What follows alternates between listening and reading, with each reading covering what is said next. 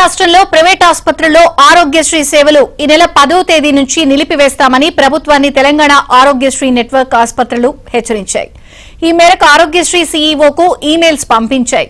ఏడాది కాలంగా తమకు బకాయిలు చెల్లించడం లేదని, ఈ నెల 10లోగా తమ పెండింగ్ బకాయిల అంశాన్ని పరిష్కరించాలని, లేకుంటే అదే రోజు నుంచి రాష్ట్ర వ్యాప్తంగా అన్ని నెట్వర్క్ ఆసుపత్రుల్లో ఆరోగ్యశ్రీ సేవలను నిలిపివేస్తామని అల్టిమేటం జారీ చేశాయి. ఆరోగ్యశ్రీ, ఉద్యోగుల ఆరోగ్య పథకం, జర్నలిస్ట్ హెల్త్ స్కీమ్ బకాయిలు ఉన్నాయని పేర్కొన్నాయి.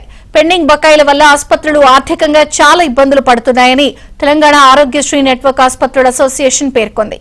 ఇటువంటి పరిస్థితుల నేపథ్యంలో ఇక ఆరోగ్యశ్రీ సేవలను కొనసాగించే పరిస్థితి లేదని తేల్చి చెప్పింది.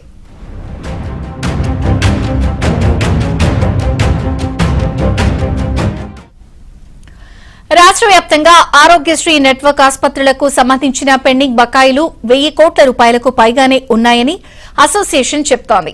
గత బీఆర్ఎస్ సర్కారు హయాంలోనే సుమారు 9 నెలల బకాయిలు పెండింగ్ లో పెట్టారని నెట్వర్క్ ఆసుపత్రులు చెబుతున్నాయి. బీఆర్ఎస్ హయాంలో 672 కోట్ల రూపాయల ఆరోగ్యశ్రీ పెండింగ్ బకాయిలున్నాయని అంటున్నాయి. గతంలో తొలుత బిల్లులు పెట్టిన వారికే మొదట చెల్లింపు తరహా పద్ధతి ఉండేదని, కానీ కాంగ్రెస్ సర్కార్ వచ్చిన తర్వాత ఆరోగ్యశ్రీ బిల్లులను తొలుత సర్కారీ దవాఖానాలకే చెల్లిస్తున్నారని అంటున్నాయి. ప్రైవేట్ ఆసుపత్రులకు 2 నెలలకు మారు, అది కూడా కొద్ది మొత్తంలో బిల్లులు చెల్లిస్తున్నారని, దీనివల్ల పెండింగ్ బకాయిలు భారీగా పేరుకుపోయాయని చెప్తున్నాయి.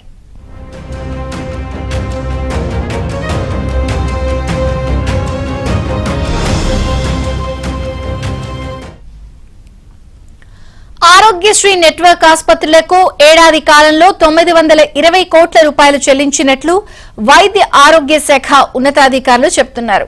బీఆర్ఎస్ హయాంలో 672 కోట్ల రూపాయల పెండింగ్ బిల్లులున్నాయని, వాటిని క్లియర్ చేస్తూనే ఇప్పటికీ వాటిని కూడా ఇస్తున్నామని వైద్య ఆరోగ్య శాఖ వర్గాలు తెలిపాయి.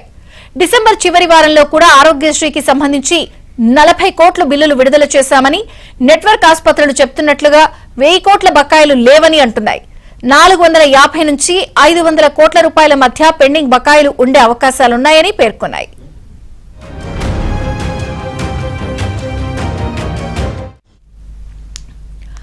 ఆరోగ్యశ్రీకి సంబంధించి మొత్తం 12 నెలల బకాయిలు పెండింగ్ లో ఉన్నాయని తెలంగాణ నెట్వర్క్ ఆసుపత్రుల అసోసియేషన్ అధ్యక్షులు డాక్టర్ వద్దిరాజు రాకేష్ అన్నారు.